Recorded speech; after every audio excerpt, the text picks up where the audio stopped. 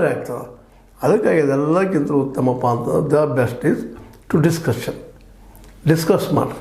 ಏನು ಮಾಡಬೇಕಾಗಿತ್ತು, ಏನಿಲ್ಲ, ಯಾರಿಗೆ ಹೆಚ್ಚು ಲಾಭ ಆಗಿದೆ, ಯಾರಿಗಿಲ್ಲ, ಈಗೇನು ಕೊಡಬೇಕಾಗಿದೆ, ಮುಂದೆ ಇಷ್ಟು ವರ್ಷ ನೀವು ತೊಗೊಳ್ರಿ, ನಾವು ಕೊಡ್ತೀವಿ, ನಮ್ಗೆ ತೊಗೊಂಡು ನೀವು ತೊಗೊಂಡು ಎದ್ರ ಬಂದರೆ 2 ಕುರಿಗಳು ಬರ್ತಾರೆ. ನಿಮ್ಗೆ ಗೊತ್ತಾಗತ್ತೆ, ಒಂದು ಸಣ್ಣ ಹಾಗಿರ್ತದೆ.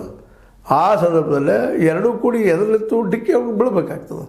ಆ ಸಂದರ್ಭದಲ್ಲಿ ಅವು ಆಡುಗಳನ್ರಿ ಅಥವಾ ಕುರಿಗಳನ್ರಿ ವಿಚಾರ ಮಾಡ್ತಾವೆ, ಹಂಗೆ ಮಾಡೋಬೇಡಪ್ಪ ಅಂತೇಳಿ ಒಂದು ಕೂಡ್ತದೆ, ಒಂದು ಇನ್ನೊಂದು ಅದನ್ನು ದಾಟಿ ಹೋಗ್ತದೆ.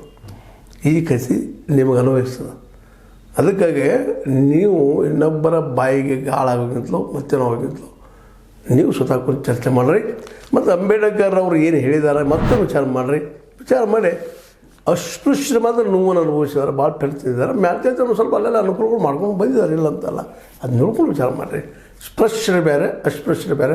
ಇವತ್ತೇನಾಯಿತು, ಒಟ್ಟಾರೆ ಎಲ್ಲರೂ ಅದರ ಸೇರಿದ್ರಿಂದಾಗೆ ಅಲ್ಲಿ ಕೆಲವೊಂದಿಷ್ಟು ಬುದ್ಧಿವಂತರು ಲಾಭ ಮಾಡ್ಕೊಂಡಿದ್ದಾರೆ, ಇಲ್ಲ ಅಂತಲ್ಲ. ಅವರು ಸಹಿತ ಇವತ್ತು ಒಂದಿಷ್ಟು ತಮ್ಮ ಬಿದ್ದ ಸಮುದಾಯದ ಬಗ್ಗೆ ಕಾಳಜಿ ವಹಿಸಲಿ ಅನ್ನೋದು ಒಂದು ನಮ್ಮ ಮನವಿ.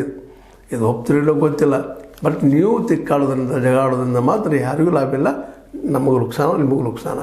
ಇದು ನೋಡಿ ನಾವೆಲ್ಲ ವಿಶೇಷವಾಗಿ ಇದೇನಪ್ಪ ಈ ದೇಶದಲ್ಲೇ ಜಾತಿಯಾಗಿ ಬಿಡದಾಡೋದು ಅಂತೇಳಿ ಆಗ್ಯದ. ಪಾಪ ಉದ್ಯೋಗ ಇಲ್ಲ, ಇವತ್ತು ಏನು ಮಾಡೋದು, ಎಲ್ಲರೂ ಬಿಡದಾಡೋದು ಬೇರೆ ಆಗ್ಯದ.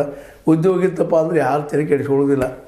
ತಮ್ಗೆ ಮಕ್ಕಳಿಗೆ ಕಲಿಸೋ ಶಕ್ತಿ ಇತ್ತಪ್ಪ ಅಂತಂದ್ರೆ ಯಾರು ತಲೆ ಕೆಡಿಸ್ಕೊಳ್ಳೋದಿಲ್ಲ. ಆದರೆ ಶಕ್ತಿ ಇಲ್ಲಲ್ಲ, ಇವತ್ತು ಖರ್ಚು ಮಾಡೋಕ್ಕೆ ರೊಕ್ಕ ಇಲ್ಲ ಅಂದಾಗ ನೀವೇ ನಮ್ಮ ಏನ್ರಿ ಸಾಲ ಕೊಡ್ರಪ್ಪ, ನಮ್ಮ ಏನ್ರಿ ಮೀಸಲಾತಿ ಕೊಡ್ರಪ್ಪ, ನಮ್ಮ ಏನಕ್ಕೆ ಕೊಡ್ರಪ್ಪ ಅಂತ ಕೇಳ್ತಾ ಇದ್ದೀವಿ.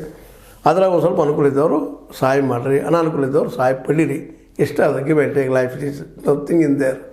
ಇದ್ದಿದ್ದನ್ನು ಕೊಡೋದು, ಇಲ್ಲದನ್ನು ಇಸ್ಕೊಳ್ಳೋದು, ಇದು ಅಂಬೇಡ್ಕರ್ ಅವ್ರ ಸಿದ್ಧಾಂತ. ಇದು ನೀವೇನಂತೀರಿ?